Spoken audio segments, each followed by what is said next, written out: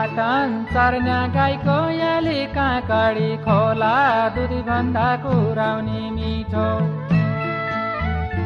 पाटन चर्न्या गाईको याली लो दोस्त यार के छ आज भोलि यार के हो यस्तो दामी दामी कपडा लाएर हिँडिरहेको छौ के छ आज भोलिको त्यस्तो विशेष त केही छैन होइन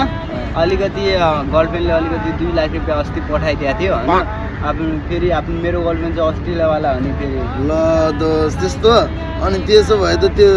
उता अस्ट्रेलियातिर त राम्रै राम्रै भइरहेको होला होइन तिम्रो त कारोबार होइन कारोबार भन्दा नि पैसा सैसा दिइराखेको हुन्छ कहिले काहीँ के अरे कमाउँछ महिनाको यो 4-5 लाख कमाउँछु भन्छ खै के हो काम के हो सोधिरहेको काम चाहिँ के हो के काम हो खासमा के काम रहेछ त त्यस्तो त्यो काम त धेरै राम्रो काम होला त कम्पनीमा होइन खै कुन सा कम्पनी हो त्यो थाहा छैन होइन कहिले फोन गर्यो भने के काम गर्छौ भनेर सोध्यो भने चाहिँ बताउँदैन त्यो लेकिन जहिले पनि म कल गरिरहेको हुन्छु नि त्यतिखेर ओ माई गड अनि ताली बजाउनेवाला बजाउँछ यो कुन सा वाला रहेछ यार मलाई थाहै छैन त्यो त यार बहुत गम्भीर होला दोस्त यार आउ त तिमीलाई यस्तो वाला हो दोस्त यो त त्यस्तो रहेछ त्यो मैले त सोचेको पैसा दिइरहेछ भनेर मक्ख परेको यार अस्ति फेरि मलाई 10,000 रुपियाँ पनि मागिरहेको थिएँ दिदी अब ल किनिदिएको त्यस्तो फेरि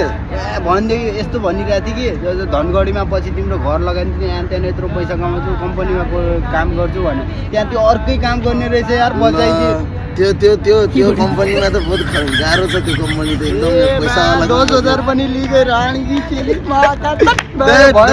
यस्तो गर्नु भएन है ल अब अलि सुधार्नु पर्यो नै पट्टाउन